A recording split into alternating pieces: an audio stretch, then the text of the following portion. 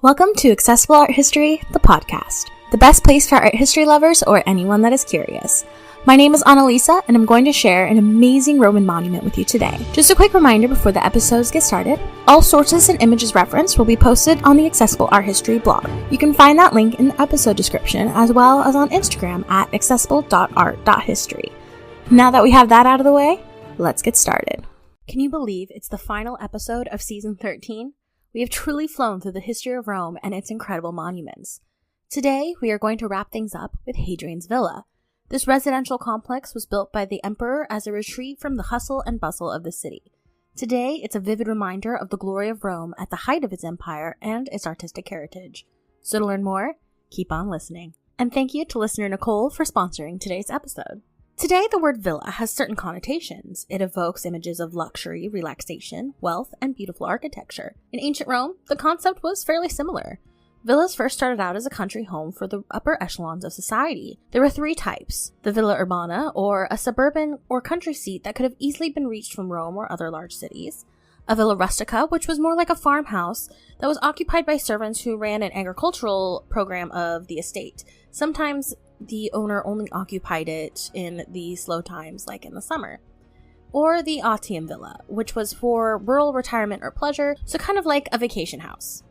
Wealthy citizens often had more than one type of villa in their possession because they served diverse functions. One would allow them to make money from growing crops, while the other was for leisure. Fascinatingly, Roman villas were repurposed throughout history after the fall of Rome. Many of them served as houses for the wealthy in later periods, or were transformed into monasteries for the church.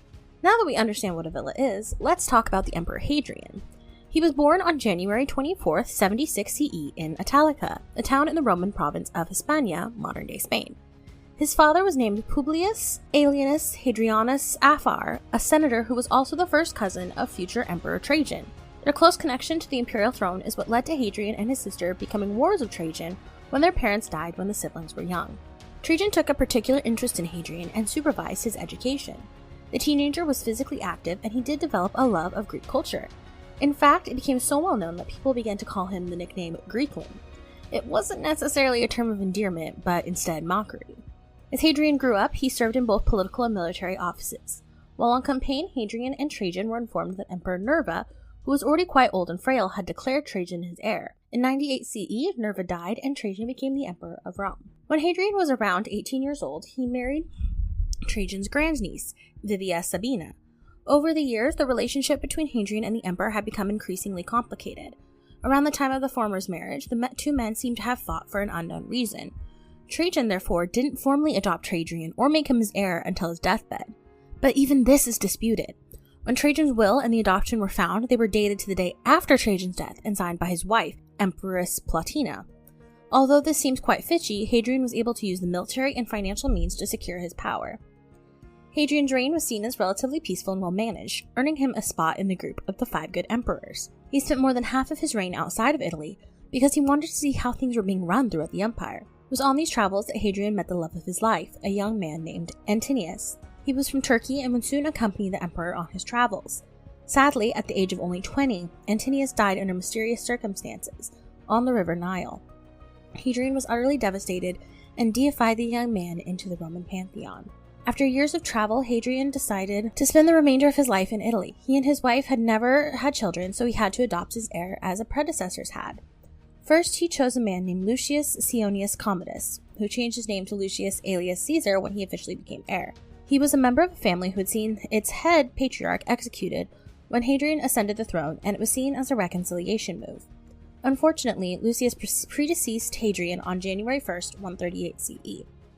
Once again, Hadrian was in a pickle. He still had no biological children, so he had to look for another man to adopt. Titus Aurelius Fulvus Bonius Arius Antoninus was the answer.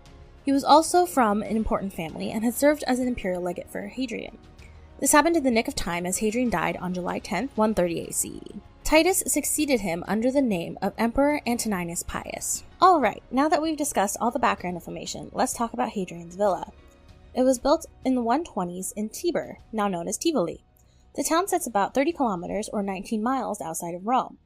This was an ideal location because it was away from the hustle and bustle of the city, but still within traveling distance in case of an imperial emergency. It was not uncommon for the Roman emperors to have villas in and outside of Rome, but Hadrian took it a step further. He apparently hated the Palatine Palace, the traditional home of the emperors, and he didn't like to spend much time there. So by 128 CE, he made his villa in Tibur his official residence, though he had been conducting business there as early as 125 CE, according to notes on official documents. Next, I'm going to discuss the architecture and the art of Hadrian's villa. But first, let's take a quick break.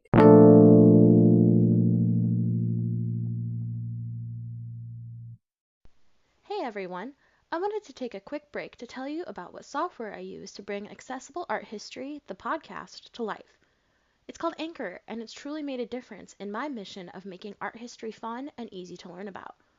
Although I'd always thought about adding a podcast to my content creation, the thought scared me. I'm not an audio engineer or a tech guru, but Anchor makes it so easy. You can use their website or app to record, edit, and spice up your audio with music. They partner with you to make your podcast a success.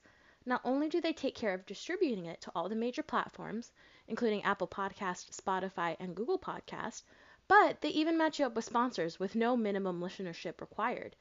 It makes creating a podcast easier than I honestly thought possible. But the best part, it's absolutely free to use. As someone who is in the beginning stages of content creation, I'm so thankful to have a free platform that helps me create a quality podcast. If you want to get started on your own podcast, simply go to anchor.fm, that's ANCHOR-FM, or download their app on your preferred app store. Thanks so much for listening. Hi there, my name is Annalisa, and I'm the founder of Accessible Art History. My goal is to bring art history content to anyone that is curious. All my platforms can be accessed for free, but there are ways that you can support the cause. If you enjoy this episode, please consider leaving a rate and review on your favorite platform.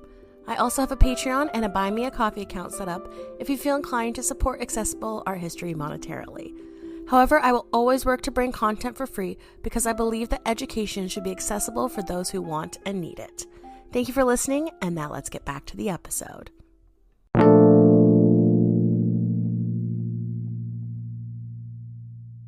Welcome back. Let's dive into the architecture of Hadrian's villa. It was built over 250 acres, which makes it larger than the entire city of Pompeii. The complex consists of around 30 buildings, each serving a distinct purpose for the emperor. Fascinatingly, Hadrian didn't stick with one cohesive design style. Although the buildings were constructed of similar materials like travertine, brick, lime, and tufa, he chose to imitate multiple cultures in their design. This was likely inspired by his travels around the vast Roman Empire. For example, he had a small river created to run through the complex, which he named the Nile, after the Great River in Egypt. Other buildings had Greek names like Hades, which isn't surprising since we know Hadrian was a great lover of Greek culture. Hadrian's villa combined living spaces with outdoor areas to create a balanced complex. For example, the Maritime Theater had a ring-shaped structure with a pool in the center.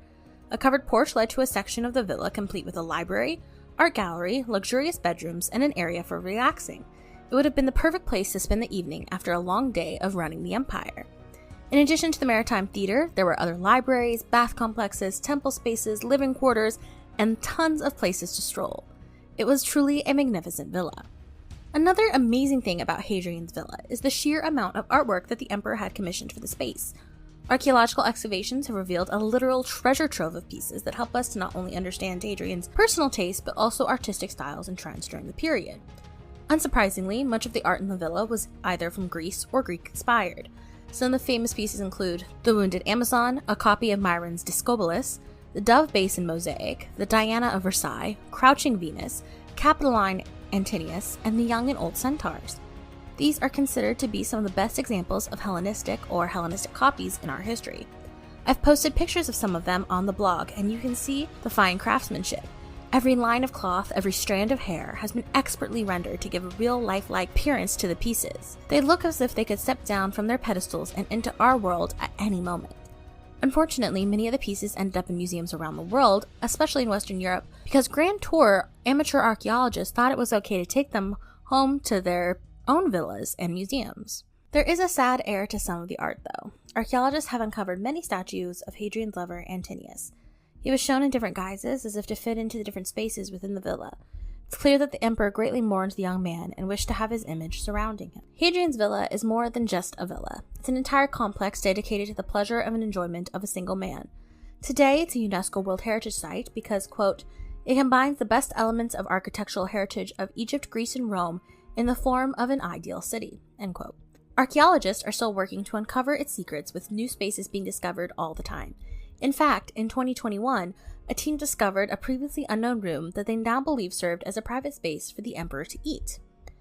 And that wraps up Season 13 of Accessible Art History, the podcast. Thank you all for listening and exploring ancient Rome with me. I've started planning Season 14, which should be released in early spring 2023. Make sure to follow the Accessible Art History Instagram at accessible.art.history to keep up with all the updates. Thank you so much for listening to this episode of Accessible Art History, the podcast. Make sure to follow us on Instagram at accessible.art.history for updates and keep an eye out on the next episode. They drop every Monday on your favorite podcast platform. If you prefer to listen on YouTube, you can find episodes on there about 2 weeks after the episodes are posted. Cheers and see you next week.